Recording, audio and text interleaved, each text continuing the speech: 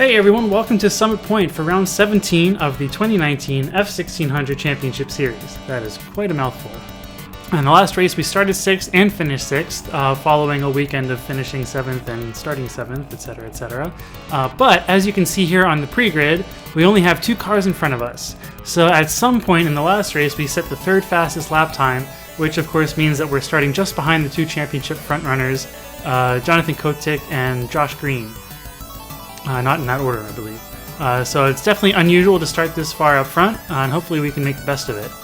Looking at the full grid, you can see Josh Green is on point, or is on pole, with Jonathan Kotick starting beside him and us directly behind. So that gives us the inside line for turn 1, which should make it easier to hold on to 3rd. And if not, maybe try and slot in behind Josh Green in 2nd. Taking a quick look at the track map, I want to note that apparently there was a problem with the camera, and for some reason it didn't catch the actual start of the race, so it looks like the recording picks up as we're coming out of turn 2. So that's where we're going to jump to right after the intro. So we have our career best starting position. Are we going to be able to capitalize it and get a strong result? It's going to be really difficult because there's a couple other cars that are really, really fast.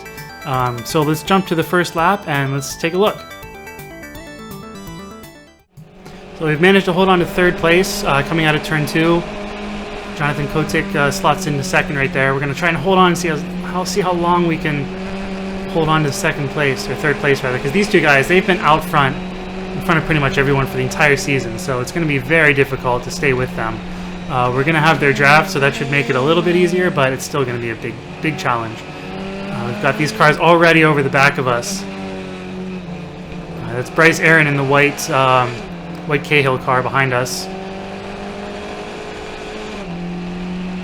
So far, so good. These 2, you can see why they're the front runners for the entire season, because they're already starting to pull away a little bit. Especially, you can see the massive advantage coming out of the last corner there. See how much time they gain going down the straightaway. See, Bryce Aaron looks like he's lining up for a pass. Just a sitting duck on the straightaway. There's not really much I can do. I could squeeze him a little bit more, but it's gonna be. I'm gonna have to do that for the entire race, so it doesn't seem like there's much point. Get really close with the wheels. These young guys, man, they're not afraid to get tangled up. I remember when I was that age, and crashing was just kind of a normal part of it. Now I guess I'm a little bit wiser, but mainly it's just because my budget is much tighter. So that's what I'm gonna blame it on.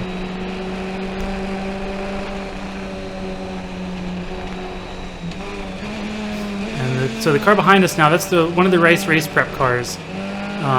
He's just doing a one-off this weekend, but he's very fast, so we're going to do what we can to stay in 4th here. Bryce Aaron there is eager to catch up to his teammate, and they're already pulling away from us again. It looks like we've got a bit of a gap to the race car, so we might be able to hold him off. On the 3rd. Trying not, it's so tempting to use that curb, but every time I touch it, I can feel the steering wheel get a little bit lighter as it loses grip. You can see I'm trying to adjust the front anti-roll bar there. I think I'm trying to get a little bit more front grip in the car. We always seem to be a little bit understeering. All the way down through the gearbox from 4th to 1st. Hoping to use these guys getting tangled up with each other to our advantage. As you can see, one of the Cahill cars slots out in front, and that really helped us. We gained a good bit of ground on the front 3.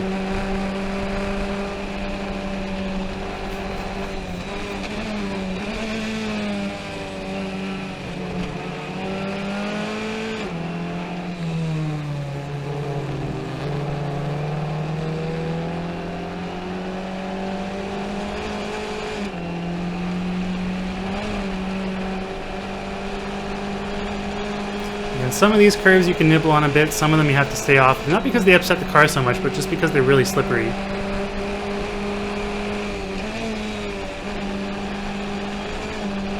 can see as soon as I hit that curve, the engine revs go up a little bit.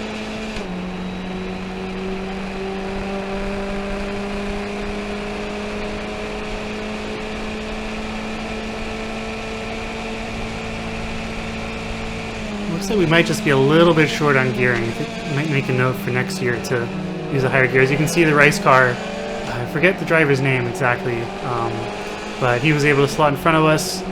Let's see if we can get him back. So we've dropped back to 5th place.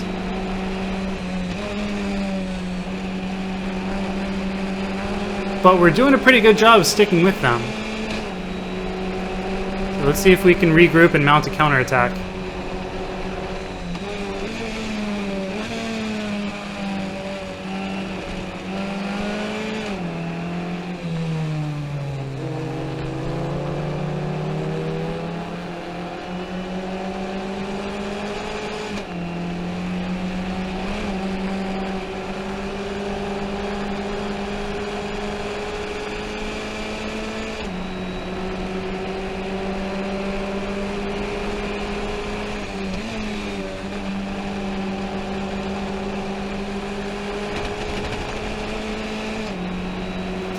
Now we have the draft. Can we use it, take advantage of it?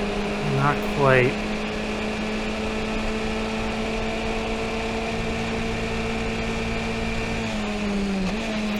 I wonder if that short 4th gear is hurting us a little bit.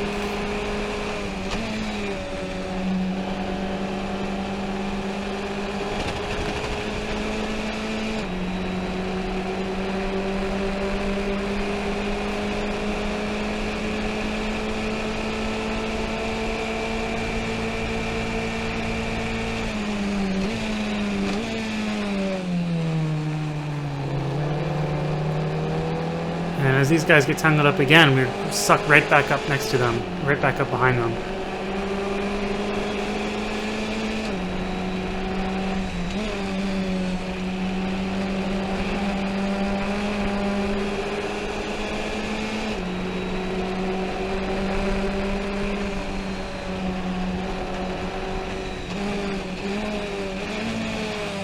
Oh, let's stick my nose to the inside, but there was no way I was ever going to make a pass there.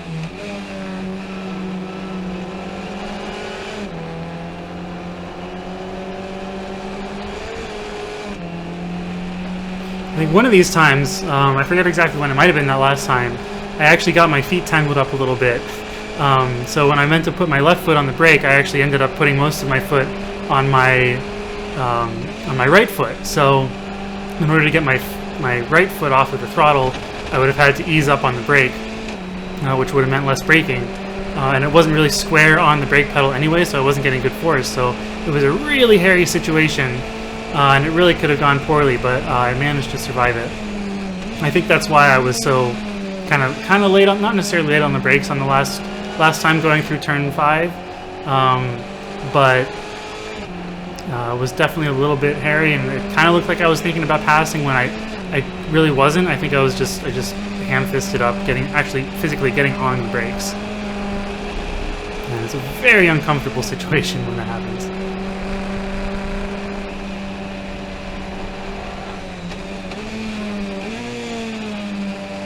See, that's the way that I'm a little bit closer to the ideal way that I want to take it.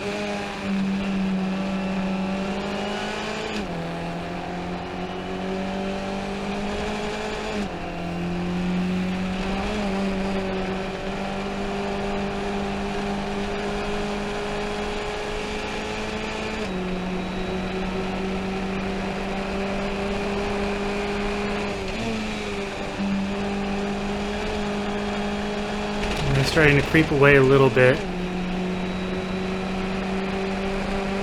There's a clear track behind us, so we can focus just entirely 100% on regaining ground to the leaders in front of us as they go almost 3 wide into turn 1. Of course, that's going to help us. Race prep car gets up into second. Looks like he's getting a counter attack from Josh Green in the Pelfrey car. We've got front row seats for a really good Formula 1600 race going on in front of us. Let's see if we can't join it ourselves.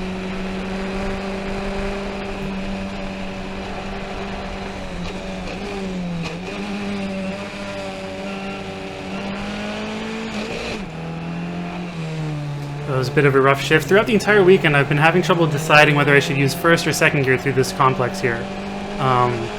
I think the consensus was that first was a little bit better, but you really have to be sharp with that shift, otherwise you're going to lose a lot of momentum. So I just had a bad shift that time, but it's sort of a wake-up call for the next several laps to be a bit more careful with it.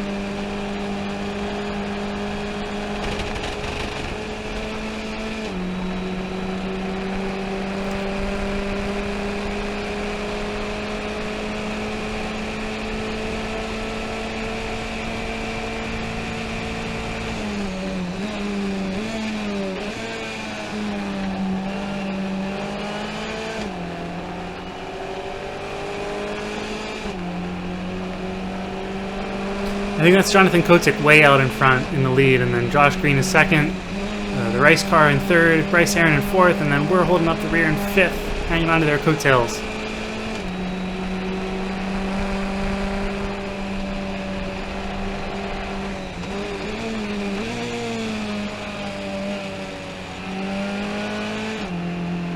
That's a much better shift. Back down to first. That's not a very good shift. You can see me shaking my head there. Not happy with that. That's just going to let them creep ahead a little bit more.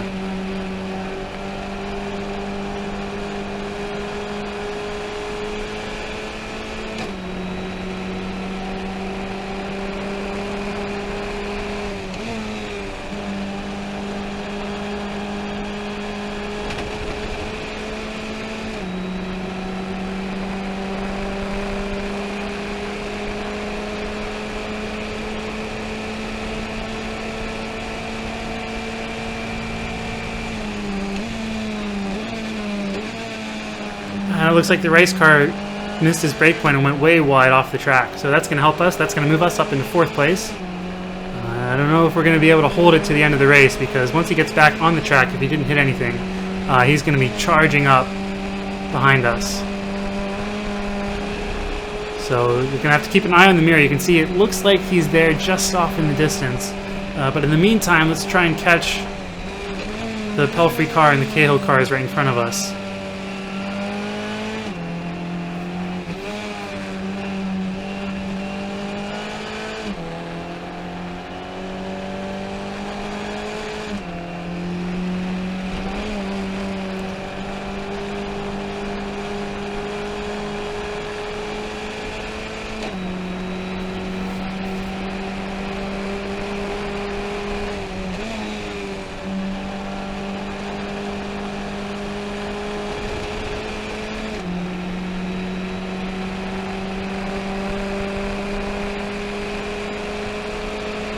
And you can see it looks like Bryce Aaron's sticking the nose into Josh Green. And he gets in front of him.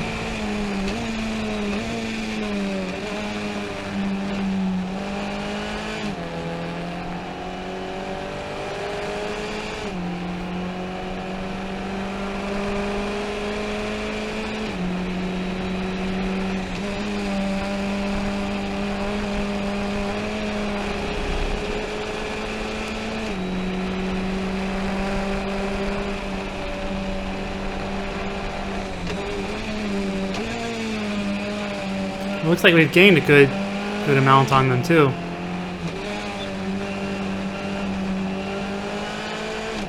We've made that distance right back up.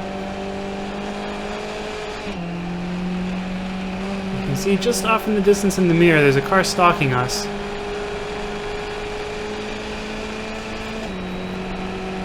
But the best strategy right now is just keep your eyes up, focus on the cars in front, and try and catch them.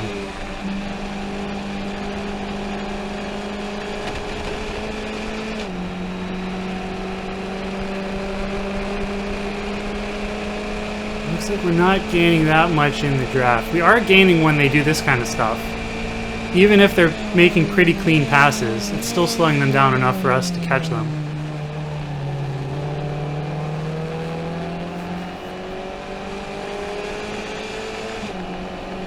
But they're doing a really good job of fighting clean and not making any mistakes that are big enough for us to pounce.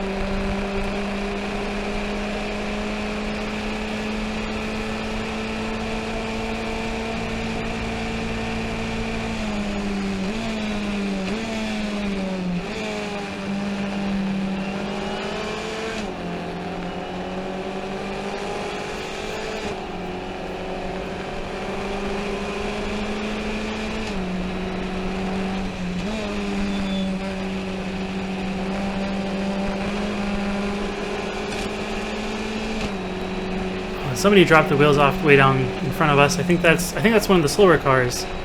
It's a back marker, so that wasn't Jonathan Kotick that dropped wheels. But it did let us gain a lot of ground, and we're right on the back of Josh Green.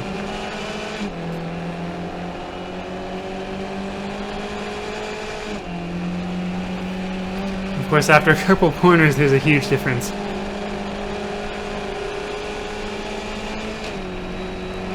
Looks like these guys are going to get around him pretty easily, and I think he slows down to let all three of us go by.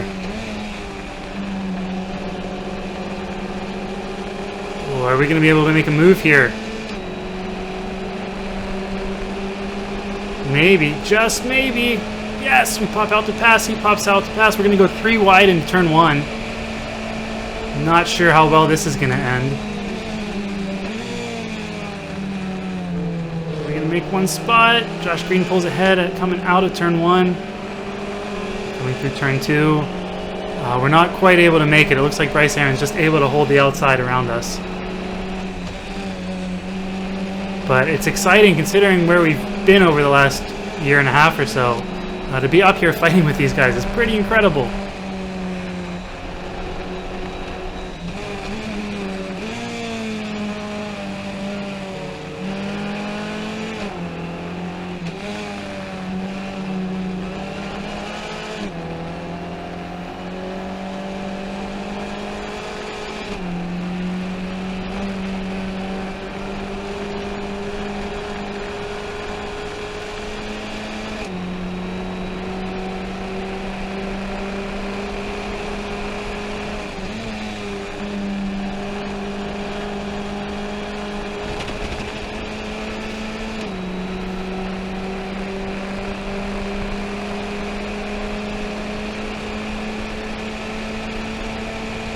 And that last lap they pulled out ahead of me quite a bit. It just kind of shows how much quicker they really are. I'm able to catch up when they make mistakes like this. Josh Green going for the crisscross. Looks like he's going to make it. But yeah, I mean, we're doing a pretty good job of sticking with these guys, but they are really in a different league. Of course, they have pro mechanics, pro engineers. They've got much bigger budgets. They do a lot more testing than we do. They have a lot more experience with these cars than we do as well. So it makes sense, but it's really awesome to just be able to hang on to their coattails like this. And definitely, if they make a little bit of a mistake, then we're right there and we can pounce on it, especially as the laps are dwindling down. I think there's only 2 or 3 laps to go at this point.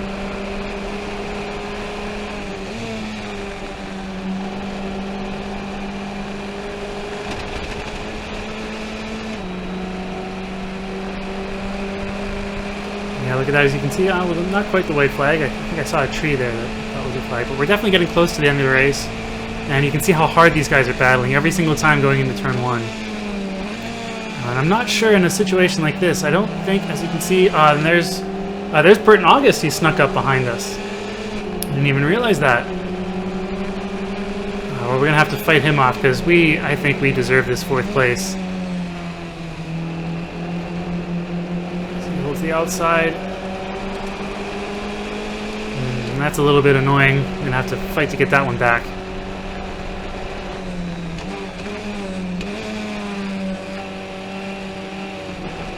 Definitely be disappointing to finish this in 5th place after hanging on with the front runners for so long.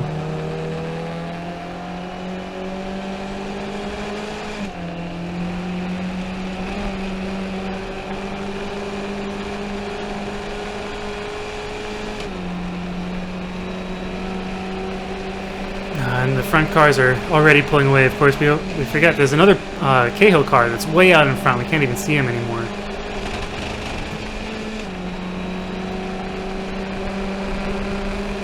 So there's the white flags. We have one more lap to go. This is pretty much our last chance to take 4th place, 5th place, 4th place rather. We're in 5th right now. It doesn't look like we're going to be able to do it as Burton gets a big slide coming out of turn 1. He's usually very fast. That's going to give us a chance. So he defends the inside and he slots back to the outside. You can see the other 2 cars in front of us going too wide. They know it's the last lap. That gives us a pretty good run out of 3. We're going to stick our noses in. I don't think even on the last lap that's a high-risk move, so we back out of it.